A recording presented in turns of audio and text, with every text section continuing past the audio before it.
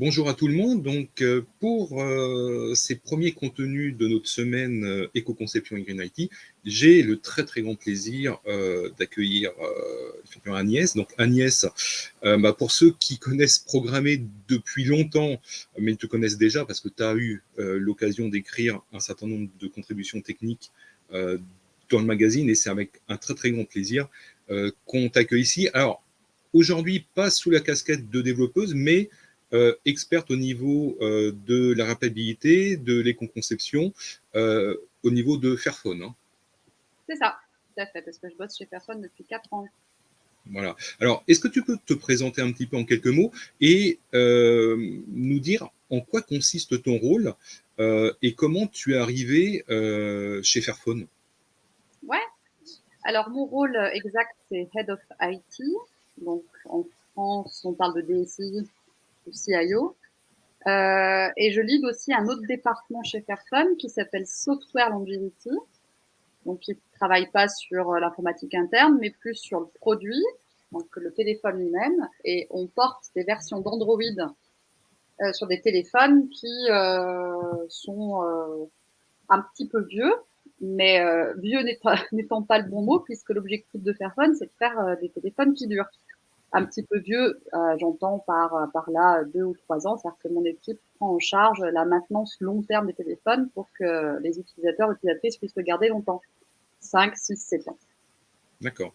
Alors, pour ceux qui ne connaissent pas Fairphone, et je pense qu'ils sont assez nombreux en France, alors on rappelle que Fairphone s'est fait connaître avec son téléphone modulaire. On peut le réparer soi-même, on peut changer et acheter des accessoires mais des modules. C'est bien ça, hein? Oui, tout à fait. Donc le Fairphone, on en a la génération 4. Et dès la première version du téléphone qui est née en 2013, on avait déjà une batterie amovible, ce genre de choses qui permettaient de faciliter la réparation. La vraie modularité un peu accentuée, elle est arrivée avec le Fairphone 2, donc 2015, où là, voilà, on a une très grande facilité pour changer l'écran. Évidemment, les autres modules qui cassent régulièrement, comme le chargeur USB, des upgrades de caméra. On parle beaucoup de réparabilité, mais on peut aussi parler de mise à jour. On sait très bien que les personnes qui changent leur téléphone, c'est parce que souvent elles veulent un produit un peu plus haut niveau, notamment sur l'appareil photo. Donc sur Fairphone 2 et Fairphone 3, donc téléphone sorti en 2015 et en 2019, on a sorti 1 an après ou 2 ans après un nouveau module de caméra. Donc genre, tu vois, tu as ton téléphone, tout marche bien, mais bon, pour certaines raisons, tu voudrais un appareil un peu meilleur, bah, tu changes juste la pièce de l'appareil photo, et t'as pas à changer tout le reste de l'appareil, donc ce qui en termes de déchets électroniques est quand même plus judicieux. Et donc voilà, l'idée de Fairphone, c'est vraiment d'avoir de la modularité matérielle qui permet en fait de faciliter la réparabilité. Parce qu'on sait très bien qu'un téléphone qui dure, c'est mieux pour l'environnement. Il faut savoir qu'entre 75 et 80% des émissions de gaz à effet de serre ou de l'empreinte carbone est due à la production des téléphones. Donc c'est pas forcément l'usage, c'est pas le transport, c'est pas la fin de vie, c'est vraiment la production, la fabrication des téléphones. Et donc voilà, pour moins en fabriquer, il faut que le téléphone dure. D'accord. Alors, et c'est vrai que la notion de réparabilité, on est en plein dans le thème un petit peu du Green IT et de comment effectivement on optimise un petit peu les cycles. Comment chez Fairphone vous déterminez les modules qui sont concernés par cette notion? Est-ce que c'est des sondages? Est-ce que c'est des études? Ou est-ce que vous prenez un jeu de fléchettes et c'est selon où la fléchette arrive? Ouais, donc on étudie ça de manière assez détaillée. D'ailleurs, il faut se dire aussi, il faut bien souligner que le coût de la modularité peut être assez fort sur le coût global de la fabrication. Donc sur le Fairphone 2, par exemple, le surcoût lié à la modularité, c'était à peu près 12%. Sur le Fairphone 3, on était à 2 ou 3%. Sur le Fairphone 4, on est à 1%. Donc on mesure aussi ça, le surcoût lié à la modularité. Et pourquoi on va plutôt mettre l'écran ou le chargeur USB, etc.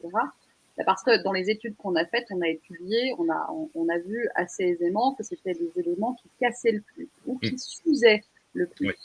L'écran casse et le chargeur USB, le port USB, casse pas forcément mais s'use.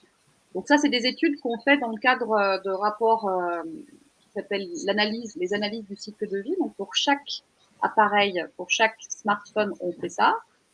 Et on mesure un petit peu aussi dans le temps, au-delà de cette analyse du cycle de vie, comment l'appareil survit, quoi, en gros, et comment il est utilisé. Et c'est vraiment cette analyse sur qu'est-ce qui casse, qu'est-ce qui s'use le plus vite, qui va nous permettre de déterminer les modules. Sur chaque version du téléphone, on a un petit peu changé la modularité. Par exemple, sur le Fairphone 4, tu peux tu peux juste changer le port USB. Et sur le Fairphone 3, le module était un peu plus gros et comportait pas uniquement le port USB. Donc voilà, on a changé au fur et à mesure qu'on fait des téléphones en ITER. On a fait 4 générations de téléphones en 10 ans, donc on n'est pas non plus sur d'itération ultra courte. On sort des téléphones tous les 6 mois, c'est un peu contre notre modèle d'affaires. Hein. On veut vraiment pousser l'industrie à changer et à être sur des cycles de fabrication plus lents et plus durables. Mais évidemment qu'il faut progresser. Donc sur chaque génération, on progresse. D'accord. Et est-ce que ces modules vous posent problème pour faire de la rétrocompatibilité, mettons en génération N-1, parce que je présume que ça, c'est aussi un défi. Quand vous sortez effectivement un module aujourd'hui, je présume qu'il faut quand même qu'il soit aussi compatible avec les anciennes gènes. Alors, non. En fait, sur le Fairphone 2, sur le Fairphone 3, ta caméra, elle peut pas aller sur du Fairphone 2, elle peut pas aller sur la caméra du Fairphone, sur le Fairphone 3. Pourquoi? Parce que c'est très lié au chipset, donc à la puce. C'est-à-dire qu'en fait, dans un téléphone, au niveau de l'architecture technique, bien souvent, tout est lié, pour simplifier, tout est lié au processeur. En tout cas, les éléments principaux comme la caméra. Donc, la problématique, c'est que si jamais tu veux faire de la backward compatibility, donc avoir justement ce que tu décris là, des caméras du Fairphone 3 qui marchent avec le Fairphone 2, il faut que la puce suive. Et c'est une bonne question parce qu'effectivement, un des challenges qu'on aimerait mener, on ne dit pas qu'on le fera parce que c'est beaucoup de R&D, mais en tout cas, on aimerait pouvoir investir plus de temps là-dessus, c'est pouvoir changer ton chipset, changer ta puce. Aujourd'hui, sur un Fairphone, tu ne changes pas ta puce. La puce, elle est propre au Fairphone 2, ou propre au Fairphone 3, ou propre au Fairphone 4. Mais imagine qu'en fait, on parle plus de Fairphone 2, Fairphone 3 ou Fairphone 4, mais d'un Fairphone et qui s'upgrade au cours du temps, en fait. Ça serait top. Mais pour ce faire, il faudrait qu'on arrive à trouver une solution technique qui consisterait à pouvoir changer la puce, ce qui est encore pas possible. Typiquement, la machine à vibration, donc le moteur à vibration qui vibre quand on téléphone, quand tu reçois un appel et que tu es en mode vibreur, ça peut durer 20 ans. C'est comme les sonnettes chez toi. Les sonnettes mécaniques. C'est très mécanique, c'est fait en tungstène, enfin bref, des matériaux assez durables. Et du coup, voilà, pour ta machine à vibration, tu peux la garder 20 ans. Ce serait pas mal. D'accord. Alors oui, effectivement, et là tu soulèves un point quand même extrêmement sensible, c'est que on oublie souvent que dans un téléphone, le défi, c'est la petitesse de tous les composants. Et effectivement, tu rappelles à juste titre que le processeur, en tout cas le chipset central, il est soudé, il est de plus en plus petit, on a des socles de plus en plus performants à ce niveau-là. Et effectivement, comment arriver effectivement à ce qu'il soit interchangeable? Est-ce que c'est une carte fille? Est-ce que c'est un socket effectivement non soudé? Ça pose effectivement des défis techniques extrêmement élevés en fait. Ouais, et ça pose un défi technique au niveau du processeur lui-même. Je t'avouerais que, à mon avis, de mon point de vue, je pense que l'issue, ce serait de travailler de manière très proche avec le fabricant de puces. Donc nous, on a des puces Qualcomm depuis Fairphone 2. Fairphone 1, on avait des puces Mediatek. Mais nos relations avec Qualcomm vont de mieux en mieux. On travaille de plus en plus vraiment directement avec eux sans intermédiaire. Et ça peut aller dans ce sens-là. Si Qualcomm est aussi intéressé pour travailler cette modularité au niveau du chipset, ça serait génial. Voilà. Moi, je vois pas d'autre issue à l'heure actuelle que de travailler avec le fabricant. Et concernant un petit peu les antennes et les puces réseau, quelles sont vos ambitions aussi par rapport à ça? parce qu'on sait que ça change beaucoup, que selon les pays, on n'a pas les mêmes fréquences, on n'a pas forcément le même niveau de réseau. Ça, c'est des modules qu'on peut changer ou actuellement c'est totalement fixe? Ouais, alors ça, c'est compliqué. Typiquement, c'est la raison pour laquelle on n'est pas aux US pour le moment. Bah, parce que tout ce qui est baseband, etc., effectivement, en tout cas jusqu'au Fairphone 3, c'était pas du tout compatible. Il y a bien quelques petits malins ou quelques petites malines qui essaient d'utiliser leur Fairphone 3 aux US, mais c'était pas forcément facile. Sur le Fairphone 4, ça marche, mais on n'a pas la certification des opérateurs. Parce que il y a la partie technique, donc sur le Fairphone 4, si vous avez un Fairphone 4 et que vous le faites marcher aux US, vous n'aurez pas forcément beaucoup de problèmes. Mais par contre, on n'a pas la certification opérateur. Grosso modo, s'il y a quoi que ce soit, vous ne pouvez pas demander à votre opérateur de résoudre la problématique network parce qu'on n'a pas cette certification-là. En France, on a eu les certifications opérateurs européens, enfin en France, pardon, en Europe, on a eu les certifications européennes d'opérateurs que depuis le Fairphone 3, donc 2019. Donc Orange, Bouygues, SFR en France, ou au niveau de l'Europe, Vodafone, KPN, etc. Et ça, c'est extrêmement compliqué parce que justement, une fois que la technique est implémentée, eux-mêmes font leurs propres tests et t'imposent leurs spécifications aussi. C'est-à-dire qu'en fait, pour avoir une certification Orange, Bouygues, Vodafone, etc., non seulement il faut que ton appareil soit compatible, mais en plus, il faut qu'au niveau software, tu implémentes des spécifications qui sont liées à ton opérateur. D'accord. Donc là, on parle software, on parle plus oui, tout à fait. électronique, quoi. Et donc là, t'imagines la complexité en plus. Ouais, tout à fait. On a des équipes en interne qui implémentent, donc typiquement, tu vois, l'exemple que je vais te donner, c'est tout ce qui est voice over Wi-Fi, tout ce qui est emergency call. Tu vois, l'emergency call. Aujourd'hui, tu dois passer à un appel d'urgence, ça va marcher, même si t'as pas de carte SIM, etc. Même si ta carte SIM marche mal, etc., tu peux switcher sur d'autres types de réseaux. Ça, typiquement, ça dépend, tant que c'est pas encore trop uniformisé, ça va dépendre de ton opérateur.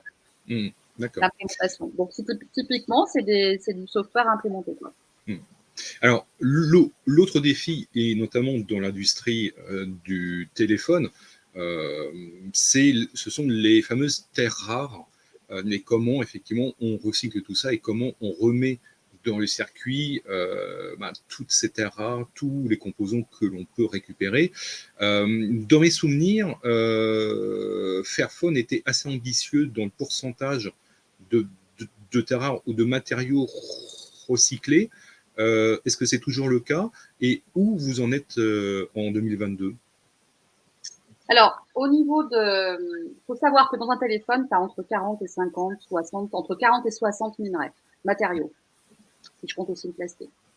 Donc, sur ces 40 et 60, aujourd'hui, sur le Fairphone 4, on est à 14 éléments sur lesquels on travaille. Sur le Fairphone 1, on était à 2. Donc, entre le Fairphone 1 et le Fairphone 4, on a évidemment un spectre plus large. Pourquoi c'est si long? Pourquoi c'est si long? Pourquoi il faut 8 ans pour arriver que à 14 matériaux sur 40 ou 50? Bon, ça c'est déjà pas mal. Hein. Oui, c'est déjà pas mal, mais pourquoi c'est si long? Ouais, mais pourquoi c'est si long? Parce que nous, on s'attaque à plusieurs angles sur tout ce qui consiste, tout ce qui touche au minerai. Donc, ce qu'on considère être un minerai équitable, c'est un minerai qui ne finance pas les conflits armés, c'est un minerai qui ne fait pas travailler les enfants, et c'est un minerai qui va permettre aux mineurs, au sens des gens qui bossent dans les mines, d'être mieux payés. Donc, le pur aspect fair trade. Donc, pour arriver à cocher ces cases-là, c'est parfois des années de boulot localement. Donc, on bosse, on a pas mal de programmes en Afrique, en Asie, en Amérique du Sud, pour justement arriver à avoir une filiale de cobalt équitable. Typiquement, là, on a lancé une alliance de cobalt équitable au Congo. Ça a pris plusieurs années avant de la lancer. Elle a été lancée en 2020. Mais ça a été un travail phénoménal. Et vu que l'objectif de Fairphone, c'est pas d'être seul et d'avoir un super téléphone, d'avoir notre propre sourcing de minerais et de dire on fait mieux que les autres, etc. Mais c'est vraiment de changer l'industrie. Ça nous prend beaucoup de temps parce qu'on veut attirer d'autres industriels. Donc, typiquement, sur l'affaire Cobalt Alliance, au Congo, on a petit à petit arrivé à convaincre d'autres gens. Donc, récemment, il y a Google Pixel qui nous a rejoints. Mais avant, il y avait tout ce qui était automotive, donc Volvo, Tesla, nous ont rejoint sur ce programme-là pour pouvoir sourcer leur cobalt là-bas. Et là, ça nous intéresse parce que c'est vraiment l'ambition de Fairphone de vouloir changer l'intégralité de l'industrie électronique. Et voilà. Après, ce que tu dis matériaux recyclés et moi je parlais plutôt de matériaux équitables. On fait les deux en fait. Parce que D'accord. à l'heure actuelle, on a ce qu'on appelle du virgin mining, donc de l'extraction de minerais dans le sol. Donc là, vraiment, on parle des mines classiques telles qu'on les imagine, à ciel ouvert, etc. Et on parle aussi de urban mining. L'urban mining, donc c'est tout ce qui consiste à essayer d'extirper certains minerais à partir de déchets électroniques. Donc minage urbain, tu vas miner de l'étain sur certains éléments qui ne fonctionnent pas à l'heure actuelle, donc tout ce qui décharge de déchets électroniques. Et on fait les deux. Donc l'étain, typiquement, c'est un produit qu'on a travaillé à la fois sur du virgin mining et de l'urban mining. Donc sur ces 14 minerais-là, nickel, aluminium, magnésium, argent, indium, terre rare, or, cuivre, étain, cobalt, lithium, tungstène. Sur ces minerais-là, on a une répartition à peu près équivalente entre urban mining et virgin mining. D'accord. Et tu penses que à la tendance lourde dans les prochaines années, même peut-être plus effectivement à long terme, donc au-delà de 10 ans, ça va être de réutiliser des terres rares ou des matériaux issus du recyclage? Ou est-ce qu'on n'a pas encore les bonnes technologies pour vraiment extraire de l'existant ces dits à matériaux? Alors c'est vachement compliqué hein, pour certains matériaux. En fait, on cite souvent l'exemple du gâteau. Tu vois, quand tu mélanges tes œufs, ta farine et ton sucre et que tu fais un super gâteau, essaye d'aller récupérer ta farine. Bon, c'est un exemple oui. Oui, tout à fait. Oui, non, c'est vrai. En fait, c'est ça, c'est qu'il y a certains alliages, en fait. Pour la fabrication de certains composants électroniques, c'est pas le nickel pur que tu utilises, mais tu vas devoir le mélanger avec d'autres matériaux. Donc, c'est vachement compliqué de pouvoir réobtenir le nickel à l'état pur. Donc, c'est pour ça que ce qu'on essaye de travailler avec Fairphone, c'est la réutilisation de composants aussi. Oui. D'être pas dans le fait de vouloir miner l'étain dans des déchets électroniques, mais aussi de pouvoir réutiliser certains composants. Parce ça c'est intéressant, ça par contre, oui, effectivement. Ça c'est super intéressant ce que tu dis là. Ouais, exactement. Donc c'est pas facile, il y a aucun standard. Enfin bon, je peux pas faire les détails, mais c'est pas forcément. Alors évidemment qu'on le fait sur les Fairphone, et tu vois, c'est en ce sens que la modularité, en fait, elle est intéressante pour la réparabilité, l'extension de l'usage du téléphone, mais elle est aussi intéressante sur la recyclabilité, le réglage de ton téléphone et de ses composants. C'est-à-dire, by design, un téléphone qui est modulaire, il est plus facilement démontable. Dismantle, je sais pas comment dire en français. Oui, c'est ça, oui. Et du coup, et ben forcément, c'est plus facile de prendre ton téléphone et de récupérer des pièces à l'intérieur quand par sa conception, il est modulaire. Tu sais, aujourd'hui, hélas, je déplore ça, mais tu as beaucoup de téléphones qui sont pleins de colle. Oui. Ils sont collés. Aujourd'hui, il y a une directive européenne qui va sortir sur les batteries là, qui sera interdit de les coller. Je veux dire, t'imagines quoi. On est arrivé à un point où il y a des fabricants de téléphones qui collaient leurs batteries quoi. Ah oui, mais ça c'est. Moi j'ai déjà réparé un certain nombre de smartphones. Je me mets effectivement au souffleur d'air chaud de ma station de soudure, mais de dissoudure, parce que mais c'est super long, c'est délicat, il faut pas mimer les connecteurs internes, c'est vraiment une horreur. C'est très compliqué. Donc, il y a cette problématique technique du fait que voilà, les fabricants utilisent beaucoup de colle, etc. Donc, il pourrait y avoir plein de directives européennes. D'ailleurs, l'Europe est plutôt, je trouve, assez avancée sur tout ce qui est éco-conception, etc. Donc, c'est bien. Après, hélas, si tu regardes ailleurs qu'en Europe, il n'y a pas forcément l'équivalent de cette directive-là. Et après, la problématique, c'est de manière mondiale, les téléphones sont peu recyclés. On est à 17,4% des téléphones recyclés. C'est peu. C'est très peu. On a plus de la moitié des téléphones, on ne sait pas ce qu'ils viennent, ils ne sont pas traçables. On a plus de 20% des téléphones qui finissent de manière dans les filiales de recyclage informel. Donc, je ne sais pas si tu as entendu parler de la décharge de déchets électroniques d'Abogloshi, qui est au Ghana. C'est l'horreur hein, en termes de conditions sociales et environnementales. C'est là où tu as le plus de mômes, c'est là où tu as le plus de toxicité dans les sols. parce que les gens qui bossent dans ces décharges-là font brûler les plastiques sur les câbles de cuivre, par exemple, donc ce qui est beaucoup de vapeur toxique. Donc, voilà, le recyclage, c'est compliqué. Donc, c'est pour ça souvent qu'on dit qu'on bosse quand même le recyclage. Hein. Nous, on a beaucoup de problèmes de programmes de collecte au Ghana pour pouvoir reprendre tous ces téléphones-là et les recycler convenablement. Pour chaque téléphone Fairphone 4 acheté, on s'engage à en récupérer un. Donc, pour être neutre en termes de déchets électroniques. Mais ce qu'on dit souvent, c'est la clé, c'est de garder son téléphone. C'est pas de le recycler. Le problème du recyclage, c'est que ça va entraîner un cycle d'ultra-consumérisme où tu vas t'acheter entre guillemets une bonne conscience en disant bon, mon téléphone, je l'ai acheté il y a 18 mois, mais bon, je vais le recycler et du coup, je peux en acheter un autre. Non, gardez votre téléphone. Mais effectivement, en fait, on a l'impression que le recyclage du monde PC ou du matériel IT en général est un petit peu plus avancé. Enfin, même si, à mon avis, on n'est pas non plus dans des pourcentages stratosphériques, hein, ça j'en conviens, mais effectivement, on a vraiment l'impression que le téléphone, et ça tu le notes très, très très bien, effectivement, on est vraiment en retard aussi à ce niveau-là. Exactement. Est-ce que tu estimes, alors, à toi qui est vraiment en première ligne, que tu as des pays, que ce soit en Asie, en Europe ou même effectivement en Amérique, qui sont un petit peu plus en avance sur ces notions-là, sur les recyclages ou le cycle de vie, ou est-ce qu'au bout du compte, on est tous un petit peu pareil? Non, on est plus un petit peu pareil. Alors après, moi, je travaille avec pas mal de personnes en Inde, pas mal de personnes en Asie. Je dirais que c'est vraiment pire en Asie et en Inde. En Afrique aussi, parce que le problème, c'est qu'il y a très peu de compatibilité des cartes SIM aussi entre elles. Donc, du coup, en Afrique, les gens ont bien souvent deux téléphones. C'est pas tout à fait les mêmes, mais quand même. En Inde et en Asie, il y a beaucoup de téléphones très bas de gamme qui sont pas chers et du coup qui durent peu. Du coup, la consommation est quand même assez hallucinante. Donc voilà, mais bon, voilà, on est quand même tous sur des cycles de consommation ultra courts. Voilà, aujourd'hui, sur l'écosystème Android, on change de téléphone toutes les 2,8 ans, quoi. Imagine. Alors qu'un téléphone, ça pourrait durer, techniquement parlant, 5, 6, 7, 8 ans. Oui. Et c'est là où les notions de le réparer ou de changer soi-même des modules devient vraiment centrale.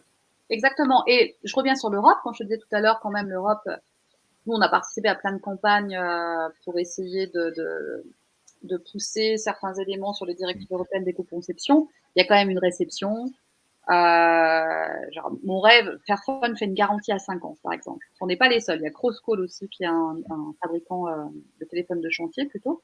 Tu vois, si par exemple en Europe, on pouvait arriver à quelque chose qui pousse les fabricants de téléphones à avoir une garantie à 5 ans, déjà, ça permettrait à la plupart des utilisateurs à garder leur téléphone plus longtemps. Et en Europe, je suis assez optimiste. En France aussi, hein, l'indice de réparabilité, l'indice de durabilité. Moi, je fais partie du groupe de travail avec le gouvernement français sur l'indice de durabilité. Quand même, tu vois, cocorico, quoi. C'est quand même bien que ça existe. Alors, évidemment qu'il y a des biais, que ça pourrait être mieux, etc. Mais je veux dire, ça n'existe pas dans d'autres pays à l'heure actuelle. Donc, c'est bien qu'il y ait ces éléments-là. Tu vas chez n'importe quel vendeur de téléphone, d'arty, boulanger ou je ne sais quoi. Tu as cette note, comme les diagnostics énergétiques quand tu achètes un appart, qui te permet de savoir si ton téléphone est réparable ou non. Et ben, c'est chouette, tu vois. C'est déjà, ça permet voilà, tu peux essayer de prendre en compte ce critère-là avant d'acheter ton téléphone. Si on pouvait avoir partout ce genre de notation au-delà de la France, ça serait bien. Alors, moi, ce qui m'étonne toujours, c'est pourquoi il n'y a pas plus de Fairphone-like dans le monde, parce qu'en fait, vous êtes l'un des très rares, voire le seul constructeur à vendre ce type de smartphone au bout du compte. Alors, il y a une... moi, tu vois, je suis pas du commercial. Hein. je suis plus sur la partie technique. Et non, il y a une super boîte américaine qui s'appelle TerraCube, qui commence à vendre en Europe. Ce sont des téléphones qui sont à garantie de 4 ans. et qui, donc, ils n'ont pas le côté sustainable supply chain, donc tout ce que je t'ai expliqué sur les médias équitables, etc. Par contre, sur le fait, l'ambition de faire des téléphones qui vont durer plus longtemps, bah, ils sont plutôt bien. Donc ça commence à arriver. Après, je suis pas une grande fan d'Apple, tu vois. Je suis voilà, mais on peut pas retirer le fait. Si je parle juste de l'environnement, je parle pas des conditions de travail des gens dans la supply chain, parce que ça c'est un gros axe de Fairphone et je ne prononcerai pas sur Apple.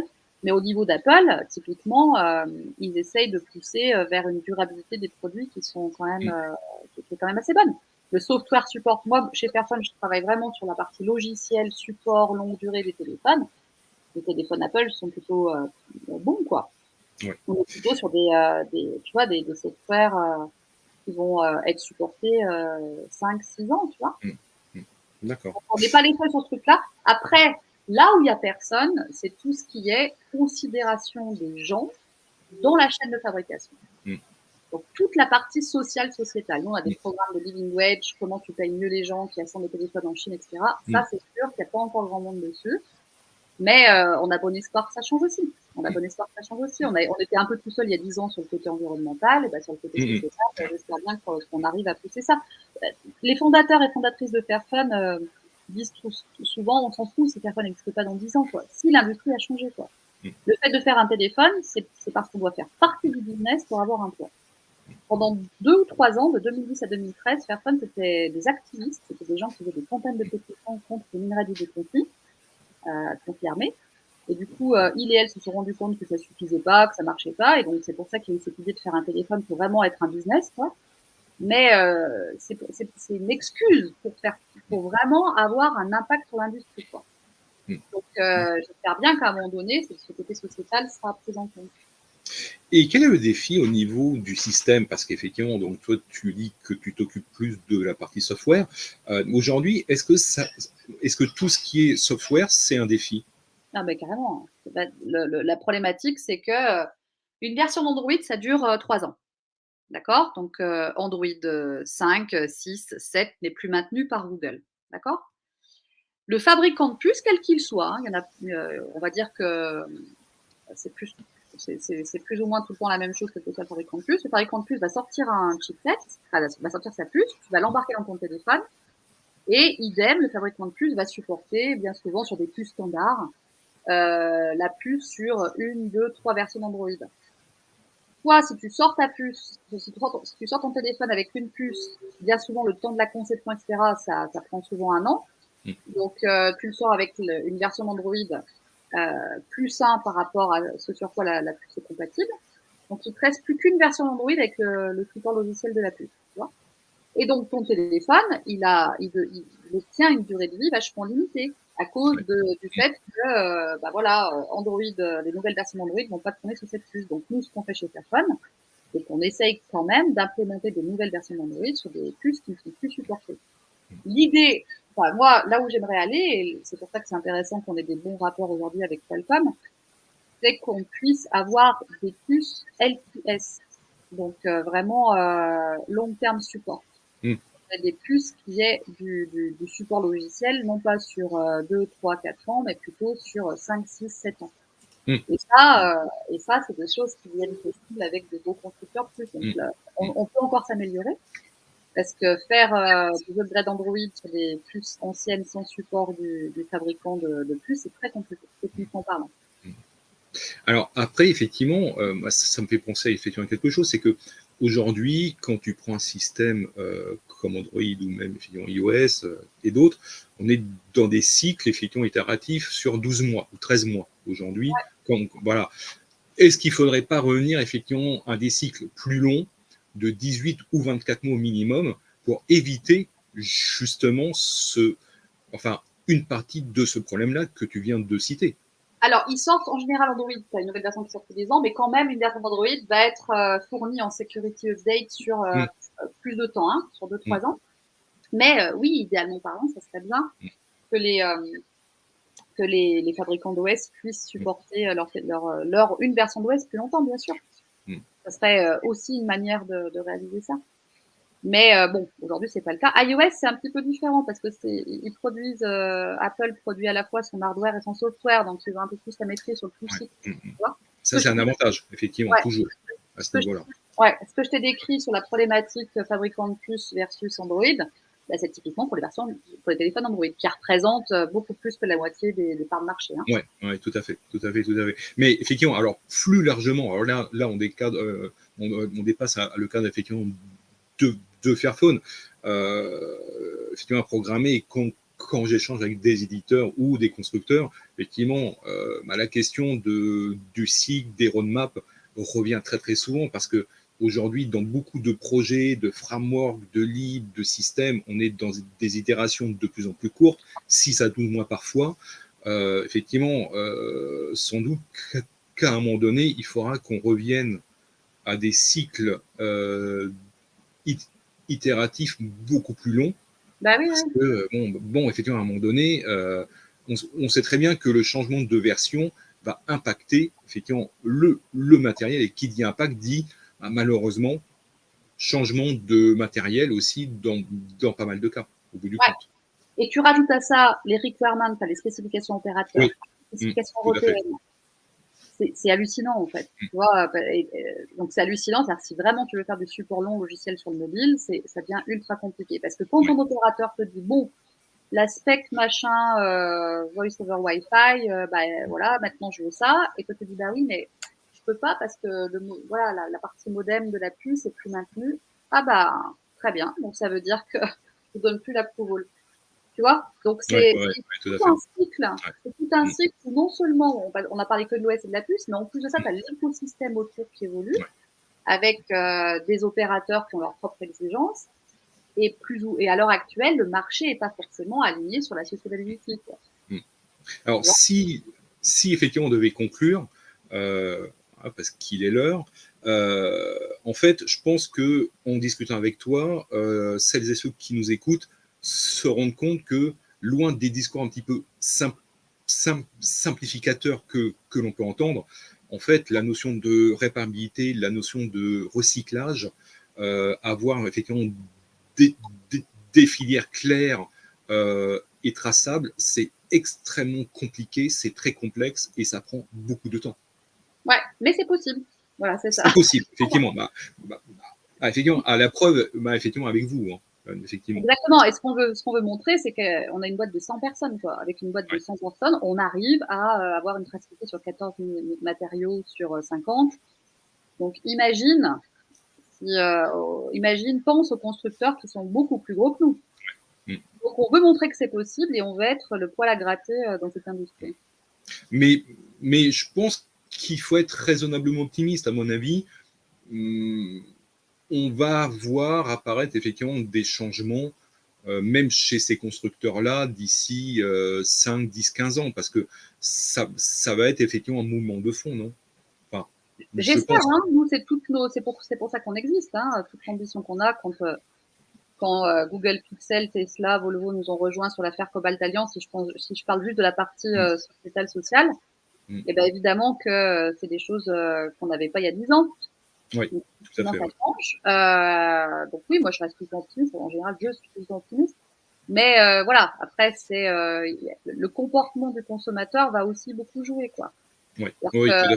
Voilà, et moi ce que je dis souvent aux gens, c'est que vraiment, voilà, essayez de changer vos habitudes de consommation, habitudes des boîtes aussi, hein, des opérateurs, tout l'écosystème autour de l'électronique. Je parle pas que de l'utilisateur final, doit aussi changer. Et ça aidera à aller un peu plus vite. Voilà. Oui, tout à fait. En tout cas, un grand merci à toi. Alors, je rappelle que notre entretien, donc, il est en vidéo comme là. Il sera aussi disponible en podcast et retrouver l'ensemble des contenus de notre semaine éco-conception et Green IT sur programmer.com. Beaucoup de contenus sont aussi disponibles en podcast. Agnès, un immense merci à toi et j'espère que ça a permis de repréciser un petit peu les choses et comment, en fait, chez toi, enfin chez Fairphone, vous arrivez effectivement à transformer, en tout cas à poser les bases d'une autre approche du smartphone et de l'informatique mobile. Merci à toi et puis à très bientôt. Merci François de l'invitation. À bientôt.